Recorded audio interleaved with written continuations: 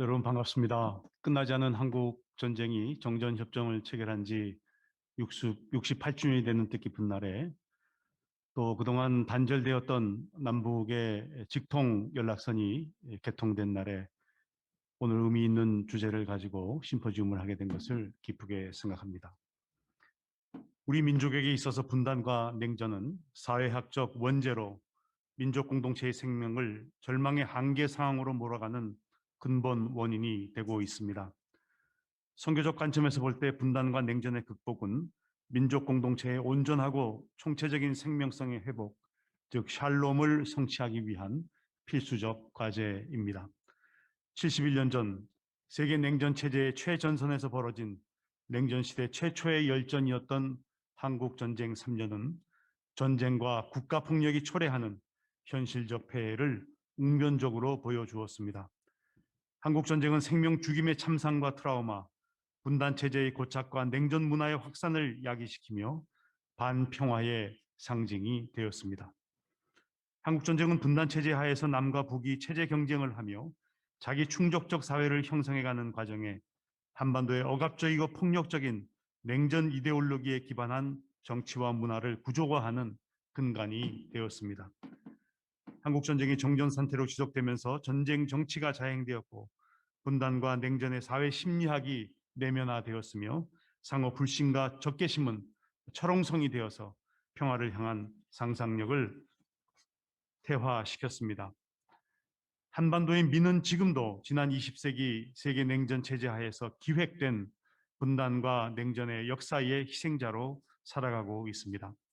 한반도라는 냉전의 최전선 지대에서 극단의 반공주의 기치 아래 펼쳐진 전쟁 정치로 인해 냉전의 전선은 전 사회로 확대되어 법과 이데올로기, 문화의 일부가 되었습니다. 냉전과 반공주의는 군사 정치 질서뿐만 아니라 국가와 시민사회와의 관계, 내부의 반정권 세력에 대한 통제와 처벌의 체제, 노동에 대한 억압적 규율과 통제 체제로 존재하면서 시민사회 영역까지 적용되었습니다. 규범화된 헌법 위에 국가보안법이 실질적인 헌법의 역할을 하면서 국민의 일상은 국가 권력의 감시에 노출되었고 국가기관의 은밀한 범법과 폭력 사용은 지속적으로 정당화되었습니다. 지배 권력은 가시화된 국가 폭력을 관행, 안보, 반공, 전쟁, 위기의 이름으로 정당화하였던 것입니다. 한반도의 분단 체제가 고착화되어 가는 과정을 따라 한국교회의 정치적 지형도는 변모되어 왔습니다. 분단과 한국전쟁의 과정에서 북한에 있던 교회들이 기독교 반공주의와 북한 사회주의 체제의 반기독교 정책에 의해 죽음을 무릅쓰고 대거 월남하였습니다. 월남한 기독교인들은 친기독교적 이승만 정권과 뜻을 같이 하며 사회 정치적 생존을 위한 투쟁과 신앙적 열심을 결합하여 생례적으로 반공주의에 기초한 교회 공동체를 형성하였는데 이는 남한교회의 성장 과정과 보수 기독교 정치학 형성에 영향을 미쳤습니다. 남한의 교회는 자본주의 성장과 계를 같이 하며 반공을 국시로 하는 국가 체제 안보와 친미 동맹을 기조로 하는 대외 정책을 지지하는 종교사회 결사체로 발전되었습니다.